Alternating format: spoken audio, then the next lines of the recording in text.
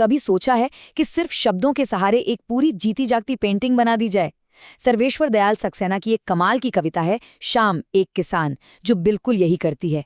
तो चलिए आज इसी कविता की दुनिया में चलते हैं और देखते हैं कि ये शब्दों का जादू आखिर है क्या।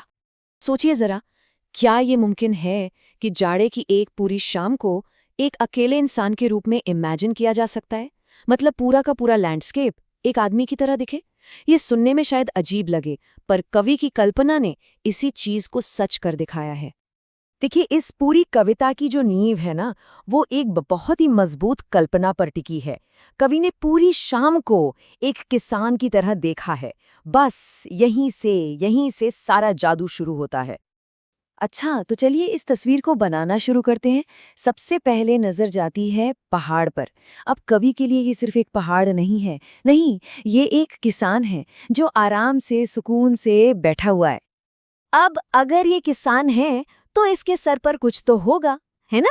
तो कवि कहते हैं वो जो आसमान है ना, वो इस किसान के सिर पर बंधा हुआ साफा है, यानी पगड़ी।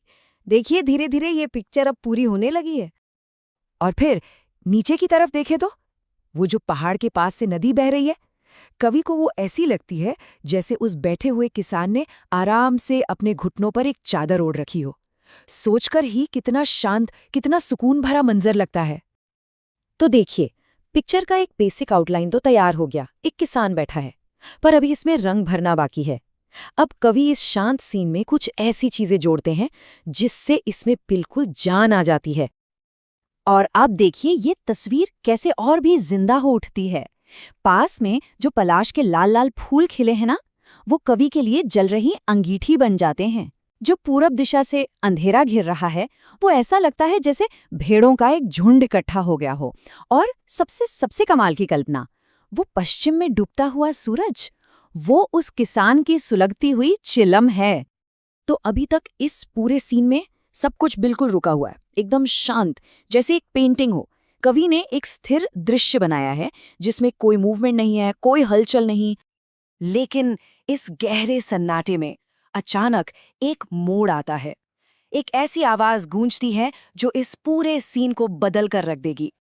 बस इतना सा, अचानक बोला मोर, कविता की बस ये एक लाइन, और सारी शांति, सारा ठहराव टूट जाता है। एक मोर अचानक से बोल पड़ता है। और जानती हैं, कवि को ये मोर की आवाज कैसी लगती है? उन्हें लगता है जैसे किसी ने पुकारा हो। सुनते हो? इस एक आवाज ने उस पूरी शांत पेंटिंग में जैसे एक इंसानी दखल दे दिया हो। और बस उस एक पुकार के साथ ही जो तस्वीर अब तक बिल्कुल स्टिल थी, वो अचानक से मोशन में आ जाती है। एक के बाद एक चीजें होनी शुरू हो जाती हैं। इमेजिन कीजिए, जैसे सुनते हो की आवाज आई, वो किसान जैसे हड़बड़ा गया हो। उसकी चिलम औंधी हो जाती है, यानी सूरज डूब जाता है। फिर चिलम से धुआं उठता है और देखते ही देखते अंधेरा छा जाता है। एक पल में शाम रात में बदल जाती है।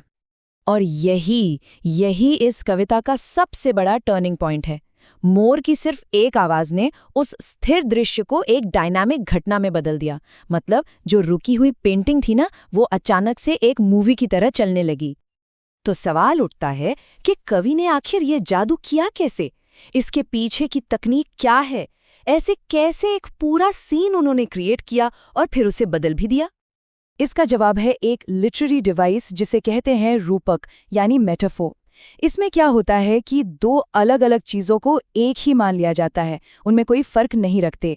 यहाँ शाम को किसान मान लिया गया है, और इस एक बड़े रूपक को, इस शाम किसान वाले आइडिया को सच बनाने के लिए कवि ने 5 और जोड़ियां बनाई। देखिए, आसमान को साफा बना दिया, नदी को चादर, पलाश के फूलों को अंगीठी, अंधेरे को भेड़ों का झुंड, और हाँ, सूरज को सुलगती हुई चिलम। इन सब ने मिलकर उस बड़ी तस्वीर को पूरा किया। और इसमें जो सबसे पावरफुल बात है ना, वो ये है कि यहाँ कोई तुलना नहीं हो रही है। कवि ये नहीं कह रहे हैं कि शाम किसान जैसी लग रही है, नहीं, वो कह रहे हैं शाम ही किसान है। ये जो डायरेक्ट कनेक्शन है ना, यही इस पूरी इमेज को इतना इतना शक्तिशाली बना देता है। आखिर में ये कविता हमारे लिए एक सवाल छोड़ जाती है कि अगर हम भी अपने आसपास की दुनिया को सिर्फ आंखों से ना देखें, बल्कि थोड़ी कल्पना से, थोड़ा दिल से महसूस करें, तो सोचिए ये दुनिया हमें और कितनी ही अनकही, अनसुनी कहानियां सुना सकती है ना?